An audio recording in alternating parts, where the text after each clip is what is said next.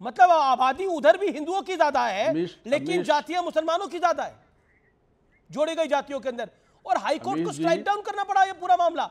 और अब India alliance की मुख्यमंत्री वहां पर कह रही है मैं मानूंगी नहीं हाईकोर्ट के फैसले को। क्यों जी?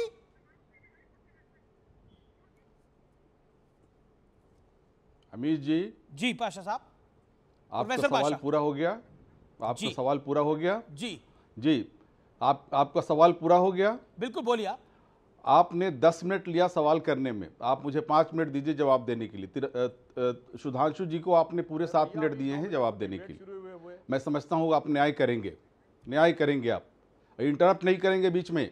आपने अगर बुलाया है तो इंटरप्ट नहीं करेंगे। सुनिए मुझे, भारतीय जनता पार्टी के पास कोई मोरल राइट नहीं है, कोई मोरल अधिकार नहीं है कि वो रिजर्वेशन के बारे में बात करे।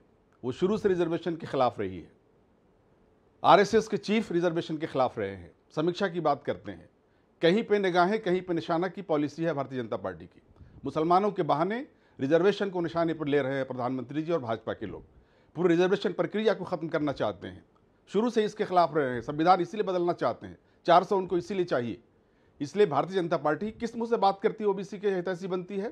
किसने गिराया था वीपी सिंह की सरकार को? किस मुद्दे पर गिराया था वीपी सिंह की सरकार को? मंडल कमीशन पे गिराया था।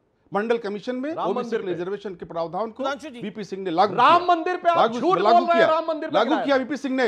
आपने सुनिए आप, मंडल कमीशन के इंप्लीमेंटेशन को लागू किया श्री वीपी सिंह ने। आपने उनकी सरकार को गिरा दिया। ये हितैषी है। नहीं लागू किया, नरसिम्हा राव ने लागू किया। बात करते हैं रिजर्वेशन। आप रिजर्वेशन के खिलाफ हैं।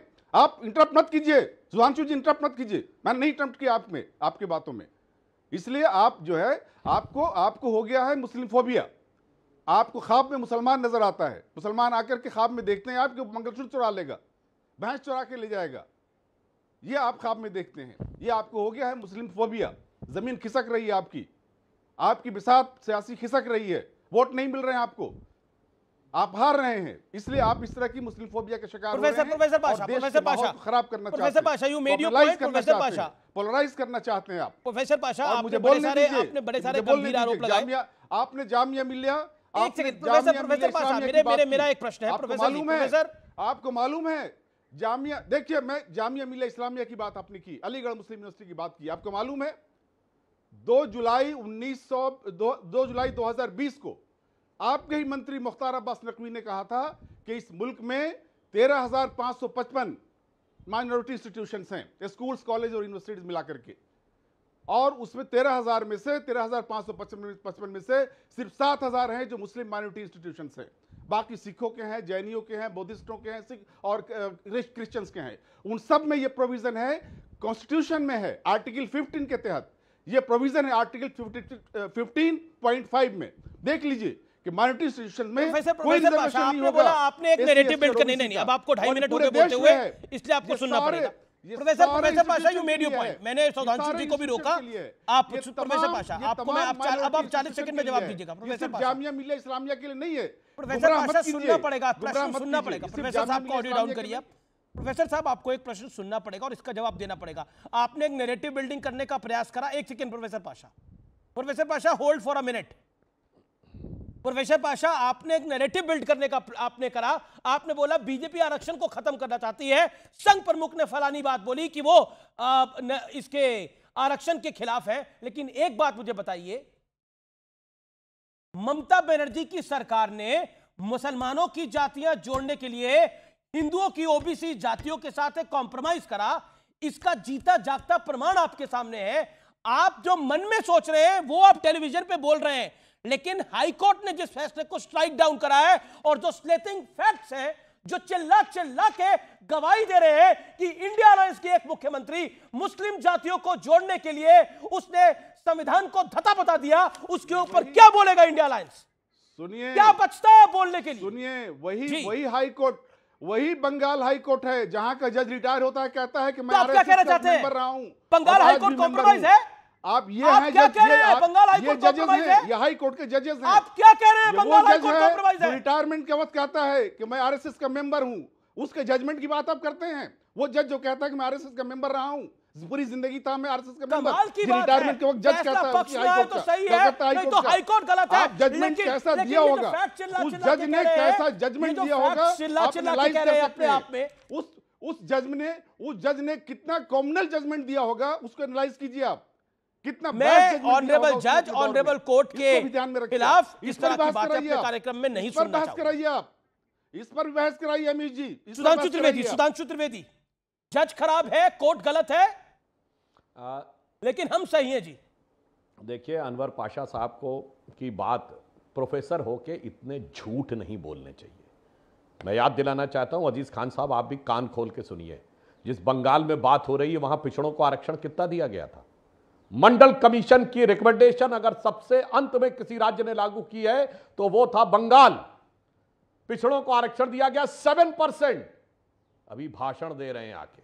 दूसरी बात कहता हूं, आपने कहा जज की बात, तो रंगनाथ मिश्रा कमीशन की रिपोर्ट की बात कहते हैं। रंगनाथ मिश्रा कमीशन जज थे, जस्टिस रंगनाथ। उसके बाद राज्यसभा सांसद रहे कांग्रेस के, उसके बाद वो उन्होंने कमीशन की रिपोर्ट दी है। तो कहिए कांग्रेस नेता रंगनाथ मिश्रा जी की रिपोर्ट, अगर सच बोलना है। और पाशा साहब इतना खुलेआम झूठ नहीं बोलना चाहिए।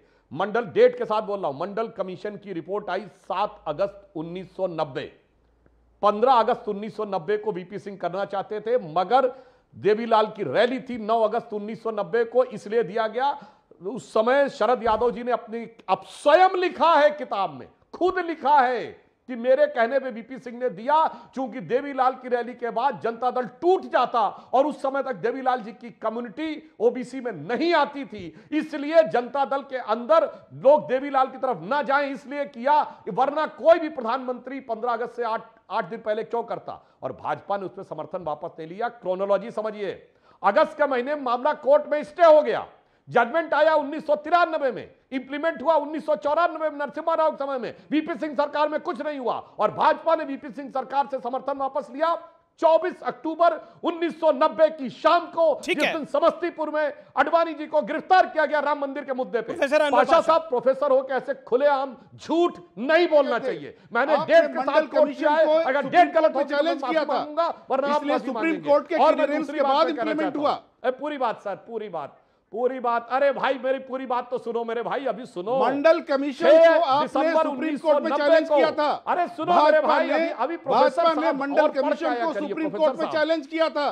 उस चैलेंज के कारण मेरे भाई कोर्ट ने जब उस पर जजमेंट 6 दिया, दिसंबर तब वो जाकर 1990 इंप्लीमेंट हुआ। आपने राजीव गांधी ने फ्लोर ऑफ द हाउस पे भारत की पार्लियामेंट में मंडल कमीशन का विरोध करते हुए लंबा सा लेक्चर दिया और उन्होंने कहा कि मंडल कमीशन अंग्रेजों के जमाने के कम्युनल अवार्ड की तरह है। झूठ है, जैसे अंग्रेज हमको विभाजित करने के लिए रामजे कम्युनल अवार्ड लाए थे, उसकी तरह। और राजीव गांधी का फेमस बयान है, डेट के साथ कोट कर रहा हूं, आपकी तरह आए बाय साय नहीं बोलता। 6 दिसंबर 1990 और राजीव गांधी ने कहा हम तो जात पात में विश्वास कौन गया था सुप्रीम कोर्ट मंडल कमीशन को चैलेंज करने के लिए? कौन सुप्रीम कोर्ट गया था? मंडल की रिकमेंडेशन लागू नहीं होने दी 1980 से लेकर 89 तक। काका कालेलकर कमेटी की रिपोर्ट आई करने वाले आप ही लोग थे और वो 22 साल लागू नहीं हुई।